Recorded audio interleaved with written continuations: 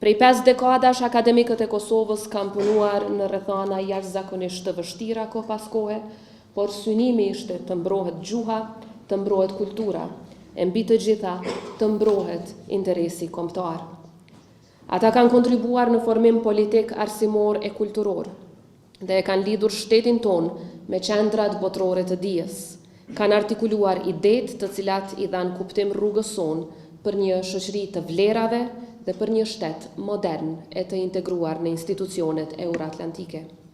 Në çdo fazë të historisë son, akademia ka qenë një nga institucionet që nuk është dorëzuar. Studimet, arkivat, botimet, krijimtaria letrare artistike kanë mbajtur gjallë edhe ëndrrën tonë për liri dhe shtet. Prandaj në këtë përvjetor jubilar kujtojmë me mirënjohje të gjithë ata që dhanë mund e djers e shumë prej tyre edhe jetën në mënyrë që të ecim përpara si shtet i lirë. Kosova kishte një histori dhe trashëgimi të çmuar dijesh të hershme përpara se kjo godin dhe ky institucion të merrnin formën që ka sot.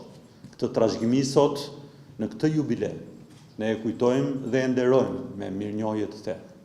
Udhëheqësit e shkollës shqipe, profesorët e normales, studiuesit dhe albanologët e parë shqiptar, dhjetra e qindra shkencëtar me përkushtim dhe sakrificë punuan për të mbajtur gjallë arsimin, gjuhën dhe kulturën shqipe.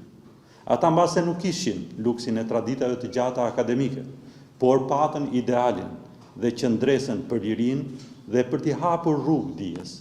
Punuan në kushte të vështira, shpesh të mbuluar nga censura, shpesh të privuar nga mjetet më elementare të punës shkencore, por me një adet dashuri sublime.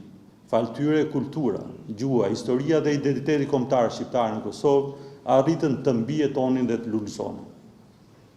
Prandaj këtë 50 vjetor e festojmë duke nderuar.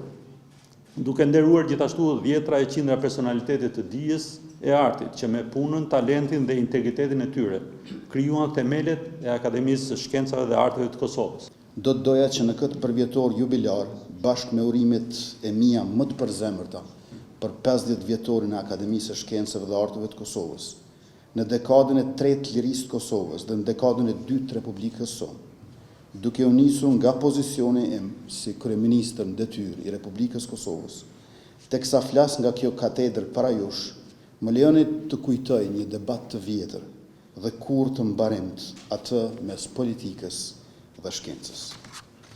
Që nga themeluesi i akademisë, Platoni dhe nxënësi i tij më i shquar i shkencës, Aristoteli, njëri autori i Republikës dhe tjetri autori i politikës, akademia dhe politika kanë udhëtuar së bashku. Shkenca dhe artet dhe pushteti me shtetin përdridhen mes tyre, mes forumesh dhe fushbetejash, sepse dija shkencore dhe arti, duke qenë në imanencë publike, janë gjithmonë politike.